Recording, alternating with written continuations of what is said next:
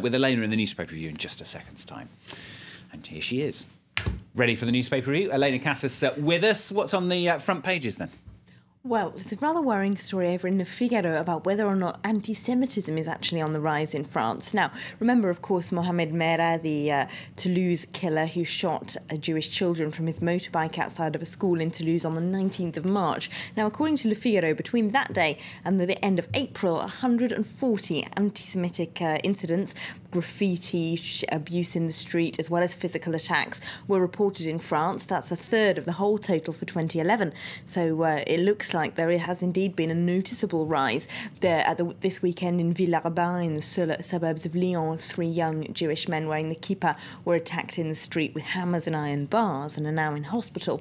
So the paper says that, yes, this is a worrying trend, and yes, it can be linked back to the Mohamed Merah incident. Some of these recent incidents, like the spraying of a swastika on the front of a school with his name on it, have been directly linked to him. So, you know, we sort of had forgotten about it, hadn't we, in the media here in France, but worryingly, it does seem to have inspired a certain amount of extremists. They're also looking at this story in Libération, where they talk to young people in the Paris suburbs who are afraid to go out wearing their kippahs in the street because they receive so much abuse. And lots more French politics, no doubt, in the newspapers today. As ever, French politics.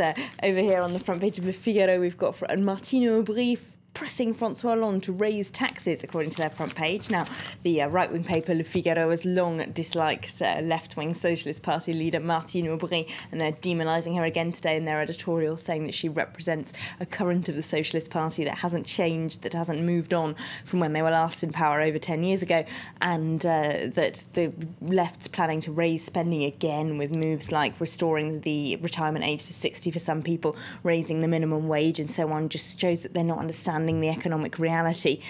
They do say, though, that the economic part of that paper, that they might actually be forced to cut spending, despite François Hollande promising that he would reverse most of Sarkozy's cuts in the run-up to this presidential election. He might end up preaching one economic policy and doing quite another, they say in the paper, once he realises just how bad the euro crisis is getting and how little money there is in France's coffers. Now, of course, this is all happening in the context of yet another election campaign. It is France's first round of their parliamentary elections on this Sunday, in fact, the 10th of June.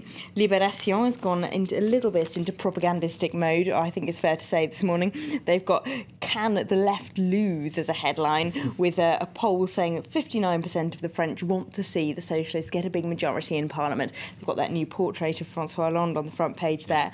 Now, will they actually get that big majority in Parliament? Well, we don't quite know. There might well be very low turnout this Sunday. It's French voters don't historically get very excited about turning out for these parliamentary elections, particularly after the presidential one.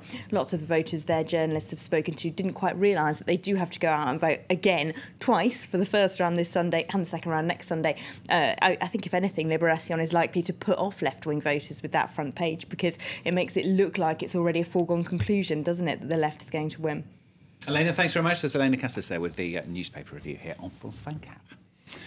Now, here's the head.